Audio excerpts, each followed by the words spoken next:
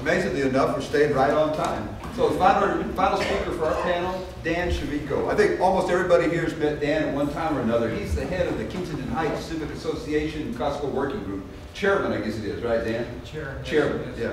So that's all titled no power, right? Anyway, take it away, Dan. Before we start the presentation, might as well turn that thing on. It's powering on. Right, powering up right on. Hey, save energy. That's all good. Just before we start, I wanted to say that thank you very much for your efforts today. We did hear more detailed information, and we're definitely moving in the right direction. Some of the drawings in the back I tightened up. The houses have 2 stories now, not just 1-story bungalows. So you can see that there's clear line of sight to the gas station and whatnot. So we appreciate those efforts that you're making. Now, the goal of me speaking today is just to spend a couple of minutes to reiterate a few things, just to make sure we're on the same page, and share a few facts and show some pictures, just so we understand each other. Now, the KHCA position is that we're not against the store. Anybody says that we're against the store is wrong. We're not against the store. We're also, believe it or not against the gas station, just at this proposed location. We spent a considerable amount of time suggesting alternative locations for the gas station which would not threaten the neighborhood and the Kenmont pool. And finally, we are not trying to sue anybody unless we have to. We support Wesfield Mall and the success of Westfield, so we're really trying to be neighborly. And from the very beginning, we compromised and we've sacrificed. By not being against the Costco, we compromised on the traffic and we compromised on the noise. So really, as far as the gas station is concerned, I think it's just way too much for us to swallow at this particular location. So now the proposed gas station, as Larry was saying, the rules for large gas stations are 3.6 million gallons of sales a year. This gas station, according to our research, and the special exception application itself is going to be at least 4 times that amount, if not more. So it's likely going to be the busiest gas station in the entire county. And according to some studies that were done in other parts of the country, we're looking at several thousand cars a day, several hundred an hour, up to 75 cars waiting in queue. And we do have empirical data that shows there's more than 75, but we do have a study that says 75 cars idling. And up to 30 minutes wait time. On a weekend in Beltsville, it takes 30 minutes to get gas. All of those cars, they're generating literally a ton of carbon dioxide, carbon monoxide, and other poisonous compounds a day that are all falling out into our neighborhood. So, you think I'm kidding? No, this is from the internet, this picture. These lines of gas are a daily occurrence at Costco gas station. This is reality. Okay, this is the Beltsville gas station here. Look at all the cars that got queuing there. I think there's 27 cars queuing with 12 filling up. That's a huge amount of cars, way more than any other gas station in the county. You've never seen another gas station with 75 cars queuing.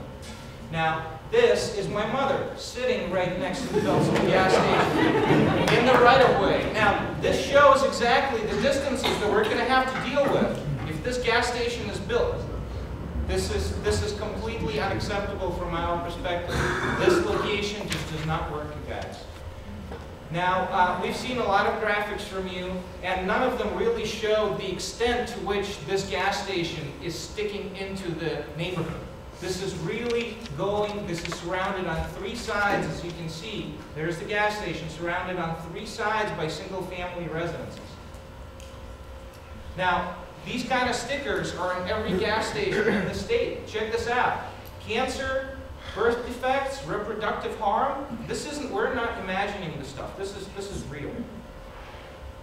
Now, this is a 1,000-foot circle from this mega gas station that includes approximately 250 houses or so. So give or take 1,000 people that are going to have drastically increased health risks from this ginormous gas station.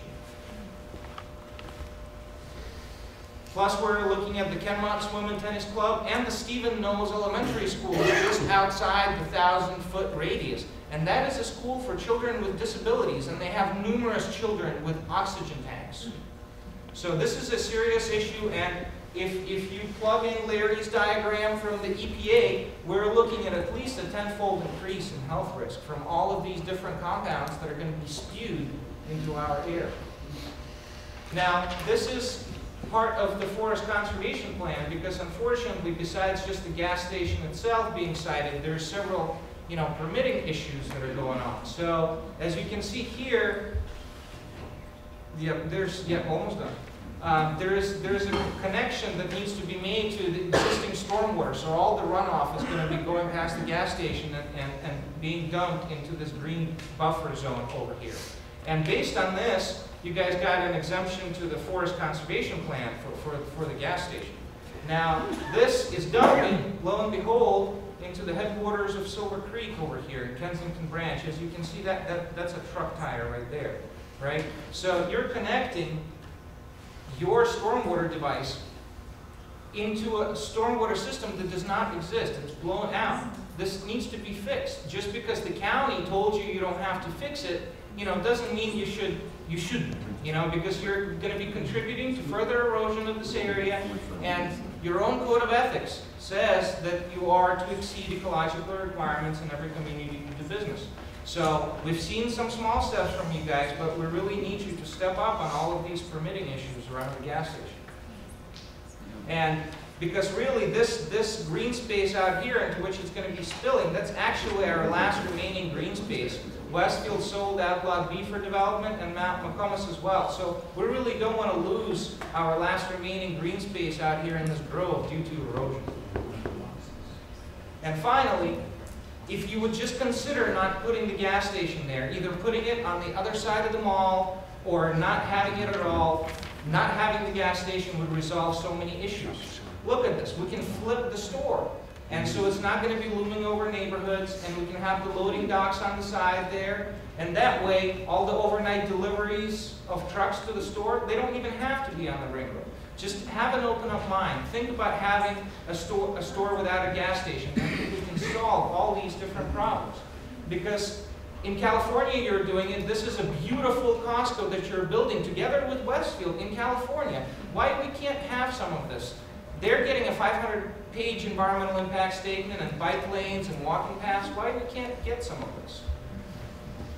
Yeah, this is my last slide. Yeah, so really, you can kind of see the gas station background there. It almost seems like it's shooting itself in the head. Because really, this is about as smart of an idea as this picture projects. It's just a ridiculous idea, guys. We need to